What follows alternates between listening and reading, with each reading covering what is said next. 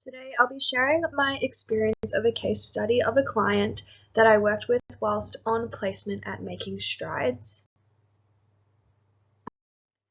The client was a young woman in her late 20s who sustained a spinal cord injury about a year ago in 2024 during a motocross accident. The reason for her referral is ongoing management of the condition, its comorbidities, and improving ongoing quality of life for the client. Prior to her injury, she was extremely active and motocross was a huge part of her life. Since her accident, she is now wheelchair bound and the only physical activity she engages in is during her clinic sessions at Making Strides. She doesn't present with any other comorbidities, but the injury has had a huge impact on her mental health. She experiences both good and bad days, and her level of engagement in exercise often depends on her mood and outlook at the time. Her central goal was to be able to walk again, even though current evidence tells us that this outcome isn't possible at this time for her injury. That belief was her driving motivation and the reason she kept showing up to the clinic. According to S's position statement, there is very strong and consistent evidence for improved cardiorespiratory fitness and improved muscular strength in people with spinal cord injury following exercise training. Beyond the physical outcomes, the psychological benefits are just as important. Exercise interventions can decrease depression and increase quality of life in people with spinal cord injury. This is particularly relevant for my client whose mental health and engagement levels fluctuated. On the days she trained, we often saw an immediate lift in mood and confidence. Exercise also supports independence. Research shows that higher cardiorespiratory fitness is strongly correlated with increased participation in activities of daily living, such as cleaning and wheeling. There are protective benefits too. Regular exercise may maintain bone health and reduce the risk of fractures in people with spinal cord injury. And finally, by prescribing strength and flexibility work, we're not only targeting function but also protecting against injury. ESSA notes that strength and flexibility training reduces upper limb pain, which is common in wheelchair users due to overuse. So when we think about exercise for spinal cord injury, it's not just about movement, it's about improving health, reducing disease risk, supporting independence, protecting long-term function, and enhancing quality of life. For this client, the long-term goal was very clear: to walk again. In the short term, she wanted to build strength, improve her mobility, and eventually gain access to equipment so she could exercise at home as well. As an exercise physiologist, our goal was to address secondary complications of spinal cord injury such as spasticity, bowel and bladder function, circulation, and muscle maintenance, while also improving functional independence. But the challenge here was bridging the gap between what I knew she needed clinically and what she wanted to do for herself. To keep her engaged, I had to consistently link the exercises back to her personal goal of walking, even if the true rationale was for trunk control or spasticity management. This client-centered approach was essential for her buy-in. During my placement, I didn't see her undertake a formal review, but typically Making Strides clients with spinal cord injury complete a battery of outcome measures every 6 months.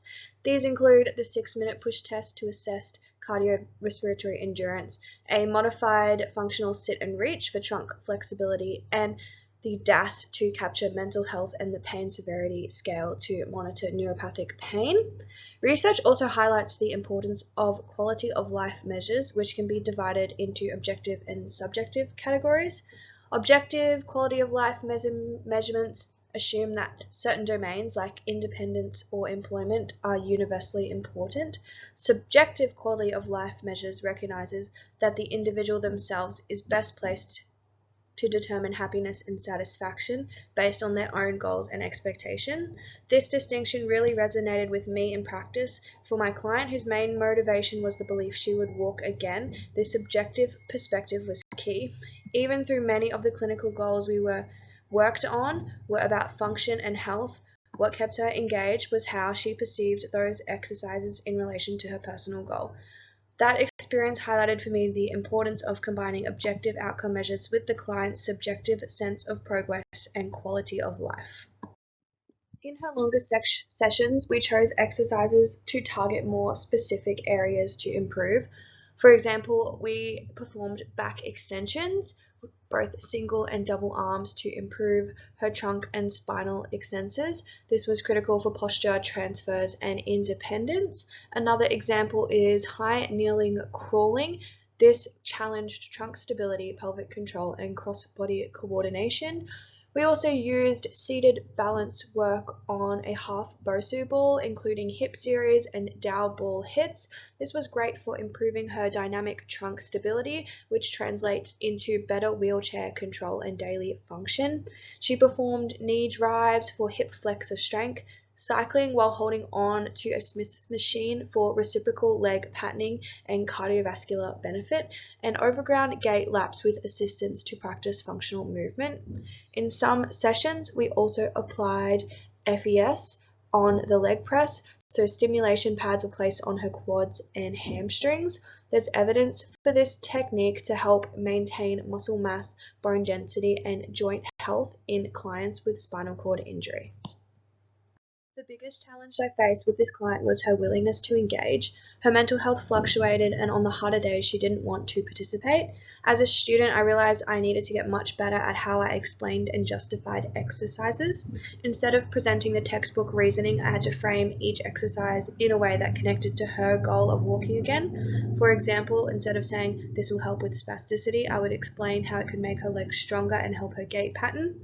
The strategy that helped me the most was using the resources available to me from supervisors and reviewing evidence and leaning on the experience from others. Having that background and support gave me confidence to explain things in a way that was both evidence-based and motivating for her. The key lesson I took from this experience is that clinical exercise physiology isn't just about delivering the most technically correct or textbook program, it's about treating the person as a whole. Even if a program is perfectly evidence-based, it won't work if the client isn't engaged or doesn't see its relevance to their own goals. Especially in populations with life-changing injuries, motivation and mental health play just as big a role as the physical prescription.